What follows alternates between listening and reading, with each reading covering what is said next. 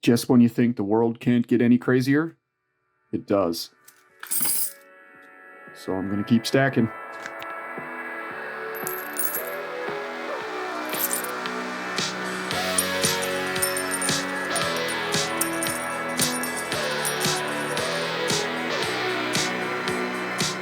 Hey everybody, welcome back to the channel. More specifically, welcome back to week 16 of Saving in Silver. In this video series, every Tuesday at 6 p.m., we're going to show you $5 more minimum in face value of 90% silver coins. And while I don't have a time machine and I can't travel to the future and I don't want to make, bold, wild predictions, I live here with you guys and I see what's going on constantly. And so it just continually motivates me to stack silver and gold. And these circulated 90% silver coins, these are constitutional silver coins that were minted in the United States back when silver was used in our coinage, so 1964 and older. They're a great way to build weight in silver, highly recognizable. I mean, the stuff is already considered what people call money, right? Currency. You can take this down to the convenience store and actually spend it, though I wouldn't advise it because you're probably only going to get face value. But let's go ahead and set it down.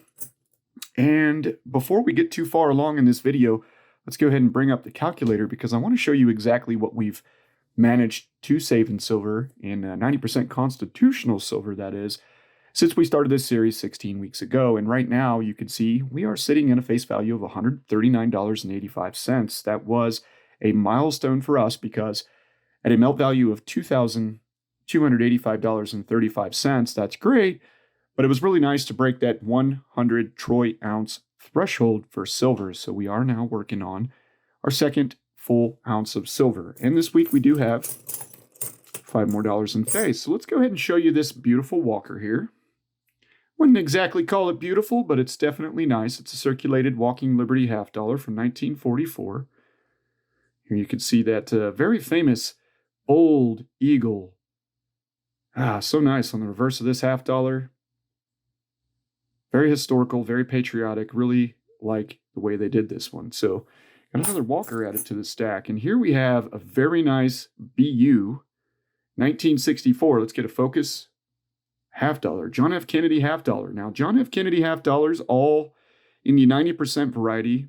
We'll show the date of 1964, even though they were still, I believe, minting and releasing them in 1965. Got that information from a subscriber during last week's video.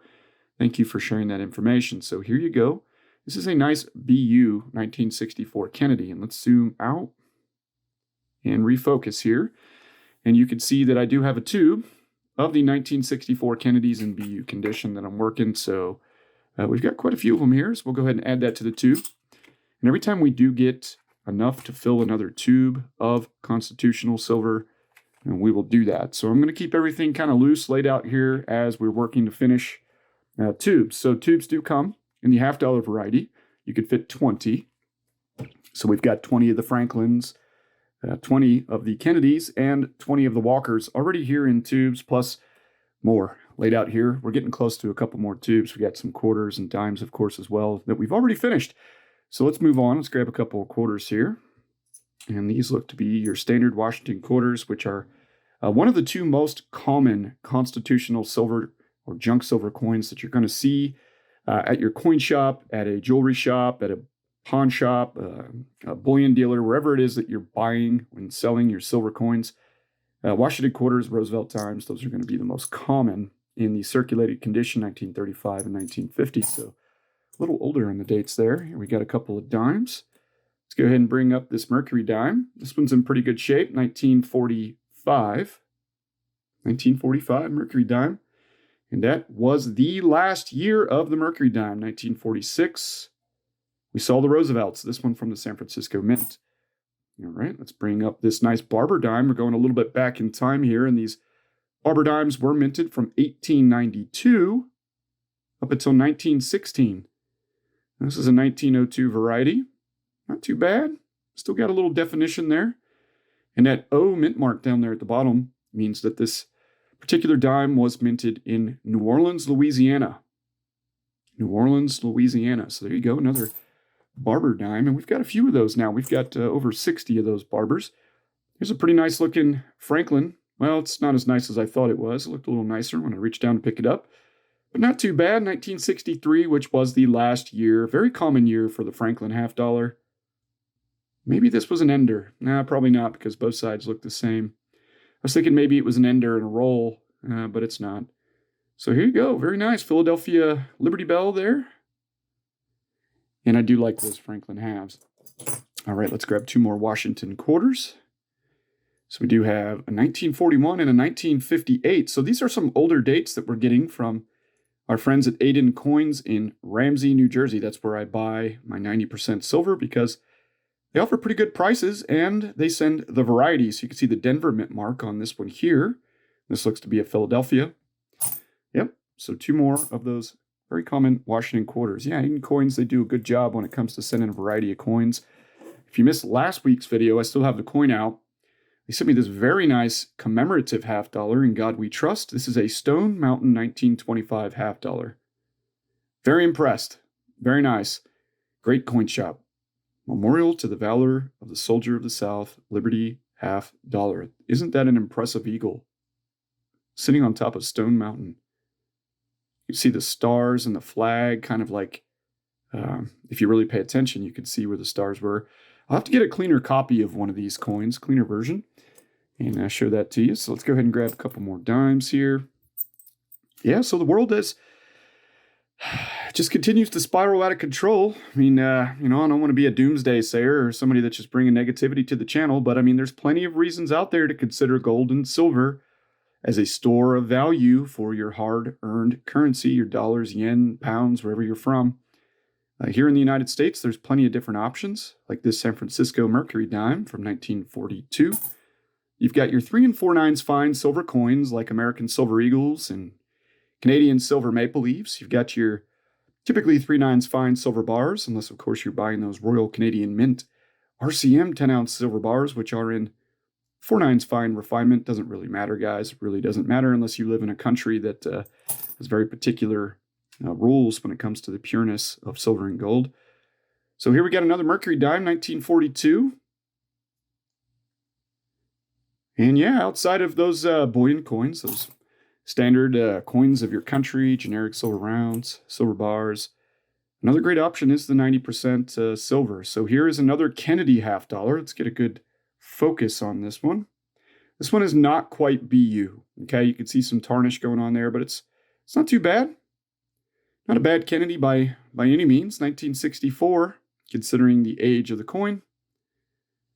Not too bad. So another nice coin there from Aiden. And we do have, looks like a pretty crusty Roosevelt dime here. Let's check out the year. Is that a 1952? It is a 1952 Rosie. All right, from the Denver Mint. All right, we got a few more coins to go over here. Here's an older looking barber dime. Let's take a look. And once more, yeah, I really do appreciate the variety of coins from Aiden. I like seeing all these barbers, standing liberties, all kinds of different. I even have a seated Liberty dime that they sent. So here's a San Francisco. Actually, this is a barber dime.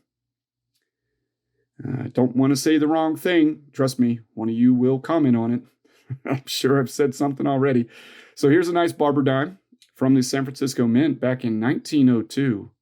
Man, look at that, coming on 120 years old, that silver coin there. We got another Franklin half dollar. Pretty good amount of Franklin half dollars going on lately. And this is a 1953, fairly well circulated, but still a very nice coin from the San Francisco Mint. The mint mark is up there above the Liberty Bell. Pretty nice half dollar. Big fan of the Franklins. Okay, we've got, go ahead and grab, we got one more coin after that. So here we go. Let's go ahead and start. Aha.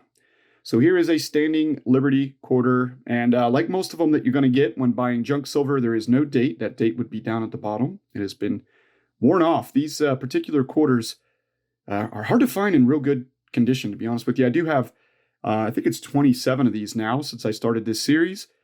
And most of them are dateless. I do have maybe 10 that have dates, but In God We Trust. There she is, standing Liberty. With a nice, beautiful eagle United States of America. There you go. All right, so got another one of those. Not a great one, but hey, it's another one. So this looks like a pretty nice Roosevelt dime, 1961, little tarnish on it, not too bad.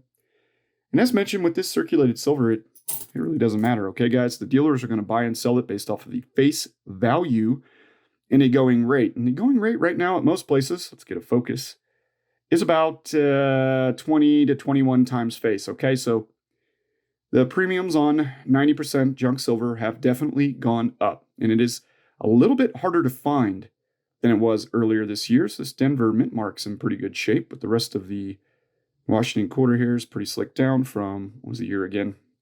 1936. And hey, check this out. 1932 was the first year. So it's a pretty old Washington quarter there. And then we do have our last Roosevelt dime, 1963. And finally, to end this week, let's go ahead and show you this beautiful 1914 Barber dime. A lot of Barber dimes. Really happy with them. Another San Francisco Barber dime. So, all right, so let's go ahead and zoom out here. And we do not have any new tubes to complete this week, but I do want to mention once more that we're going to continue building our weight in silver with our three primary sources, okay? Our 1 ounce rounds and silver coins, like generic silver rounds, Buffalo rounds, of course, American silver eagles, Canadian silver maple leafs, British Britannias, South African Krugerrands, Australian kangaroos, Austrian Philharmonics, occasionally the silver Libertad, but mostly going to stick to the bread and butter 1 ounce silver rounds, maple leafs, and American silver eagles when it comes to your 1 troy ounce coins here on this channel, because I live in the United States and it's important to stack stuff that's easy to sell, well recognized. If you have to explain to somebody what it is, you've gone wrong somewhere, okay? And then the silver bars, and we showed you a silver bar, a new Britannia silver bar last Thursday. If you want to see that video, go ahead and I'll go ahead and link it up above. And then also this 90%, we're going to continue with it through the end of the year, and let's see exactly how much we're able to stack for 2021. And then come 2022, we'll start some new series and continue to stack silver and gold, because the world is just going to SHIT, guys. And, I can't predict the future, but I'd rather be ready than not ready, right? So I'm going to keep buying silver, going to keep buying gold, dollar cost averaging at these lower prices of silver. Been focusing more on 90% in silver rounds during the second half of the year because I went so hard on those higher premium coins back when spot price was closer to $30 and premiums were even higher than they are today. So bringing that dollar cost average down with generic rounds, some silver bars, and 90% silver. So let's go ahead and bring up that calculator. And you can see here that we now have $144.85 in face value. So creeping up there. $2,367.37 in melt value. That is based off of a spot price of $22.72, which is only up 4 cents from last week. Last week we were at $22.68. And of course, our weight in troy ounces now at 104.498 troy ounces. So almost 105 troy ounces of silver here through week 16. So let's keep stacking. We're going to go all the way to the end of 2021. And then we will figure out what we're going to do for 2022. I always like to have some tube challenges. We'll set some new goals for 2022 and what we're going to stack as the world continues to spin out of control, especially from a financial and civil liberty standpoint. I'm going to keep buying my gold and silver, and I recommend you do too. All right, guys, thanks again. We'll see you on Thursday. We do have some fractional gold to show you on Thursday, and then tomorrow, Wednesday, I will have a video out for you on the base of your stack. So stay tuned to that. Thanks for subscribing to the channel. Thanks for viewing today. If you need information on any of the storage options that you see here on the channel, any of these tubes for dimes, any of my American Silver Eagles, capsules, gloves, all that stuff, please see the video description section. Plenty of details down there on where to buy.